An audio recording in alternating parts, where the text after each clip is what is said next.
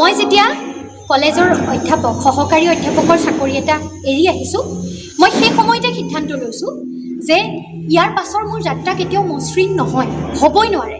আৰু মই কলেজৰ স্বচ্ছল চাকৰি এটা এৰি মই শাসনাধিষ্ঠ দলতো যোৱা নাই। মই গৈছোঁ জাতীয়তাবাদী প্ৰগতিশীল জাতীয়তাবাদৰ চিন্তা কৰিব পৰা এটা এনে দলত যাৰ মূল ব্যক্তিজনৰ বিৰুদ্ধে এতিয়াও ৰাষ্ট্ৰদ্ৰোহৰ গোচৰ চলি আছে, যিজন এটা দলৰ একমাত্ৰ বিধায়ক।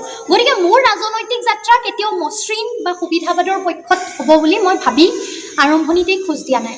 মই বিচাৰোঁ সেই যাত্ৰা জটিল হোৱাটোৱে বিচাৰোঁ, কাৰণ জটিল যাত্ৰাৰেহে আমি পৰিৱৰ্তনৰ কথাবোৰ আলোচনা কৰিব পাৰোঁ। আৰু মই ৰাজনীতিত আহিও আপুনি যদি প্ৰথমৰ পৰা এতিয়ালৈকে মোৰ কথাবোৰ লক্ষ্য কৰে, মই সাধাৰণ ৰাজনীতিত জিকিবলৈ যিবোৰ কথা বেছিকৈ সাধাৰণতে ৰাজনৈতিক নেতাই কয়, সেই কথাবোৰ মই কৈয়ে থকা নাই। ৰাজনীতিত জিকিবলৈ আমি জাতি ধৰ্মৰ কথা কওঁ, আমি তৰল কথা কওঁ, মানুহে শুনি ভাল পোৱা গল্প গুজব খুচুৰি কথা কওঁ, মই নাই কোৱা। মই শুনিবলৈ মানুহে সততে বৰ পোৱা কথাবোৰেই কৈছোঁ।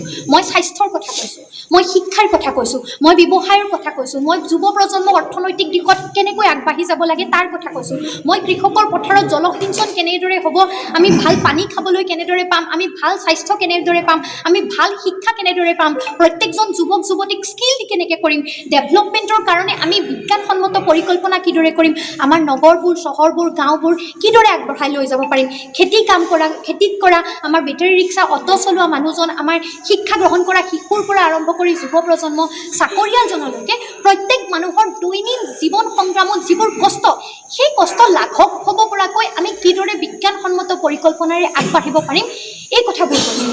আৰু এই কথাবোৰ সততে শুনি ৰাজনীতিত ভাল পোৱা কথাও নহয়, এই কথাবোৰ সততে নচলেও, কাৰণ এই কথাবোৰত TRP নাথাকে। মই কাৰোবাক ব্যক্তিগত আক্ৰমণো কৰা নাই। আজি ৰূপজ্যোতি কুৰ্মী ডাঙৰীয়াক মই তেখেতৰ কোনো ব্যক্তিগত কথা, তেখেতৰ চিন্তা, তেখেতৰ মাত, তেখেতৰ কথা বতৰা, তেখেতৰ চেহেৰা ৰূপ লাৱণ্য, এই ধৰণৰ কোনো কথাক লৈ আপোনালোকে মোৰ মুখৰ পৰা এটা শব্দও এতিয়াৰ পৰা শেষলৈকে এবাৰো নুশুনে। তেখেতক মই ব্যক্তিগতভাৱে এজন অগ্ৰজ, তেখেত ৰাজনীতিত তেখেত অভিজ্ঞ, মই তেখেতৰ পৰা আশীৰ্বাদেই বিচাৰিছোঁ। আৰু ৰাজনৈতিক যাত্ৰাত তেখেত যথেষ্ট সফল, গতিকে ৰাজনৈতিক যাত্ৰাত আগবাঢ়ি যোৱাত মই তেখেতৰ পৰাও শিকিব লগা মোৰ বহুত আছে।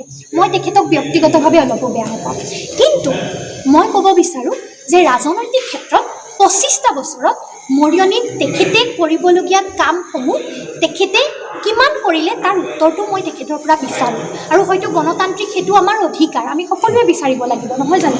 সমষ্টিবাসী ৰাইজ হিচাপে আপোনালোক সকলোৱে বিচাৰিব লাগিব যে বিগত সময়খিনিত ইমানবাৰ কাৰ্যকালত মৰিয়নীক লৈ তেখেতে অন্ততঃ 5টা প্ৰকল্প, কি 5টা প্ৰকল্প আনিলে, কিমান কোটি টকা আনিলে, তাক লৈ কি কি কাম হ'ল, কিমান শতাংশ কাম হ'ল, মৰিয়নীৰ কিমান শতাংশ ৰাইজে আজিৰ দিনত খোৱা পানী পাইছে, মৰিয়নী চহৰখনক লৈ কি কি পৰিকল্পনা হ'ল, ইয়াৰ বজাৰখনক লৈ, ইয়াৰ যান জঁটৰ সমস্যাক লৈ, ইয়াৰ মাছৰ বজাৰখনক লৈ কি কি প্ৰজেক্ট পৰিকল্পনা আহিলে, তাক কিমান শতাংশ তেখেতে সফল কৰিলে, জলসিঞ্চনৰ ব্যৱস্থা কিমান ৰাইজে পালে, মাটিৰ পট্টা কিমান ৰাইজে পালে, অসম নাগালেণ্ড সীমা সমস্যা কিমান শতাংশ ৰাইজে পালে, বিধানসভাত তেখেতে চিকিৎসালয় এখনৰ কথা ক'লে নে নাই, স্কুল এমেলগেমেশ্যনৰ সমস্যাৰ কাৰণে যে ৰাইজৰ অসুবিধা হৈছে, এই বিষয়টোত তেখেতে কিমান সক্ৰিয়ভাৱে মাত মাতিলে, আমাৰ বাগানৰ যিসকল ভাই ভনী আছে তেখেতসকলৰ জীৱন জীৱিকা উন্নত কৰিবৰ বাবে তেখেতে কি কৰিলে।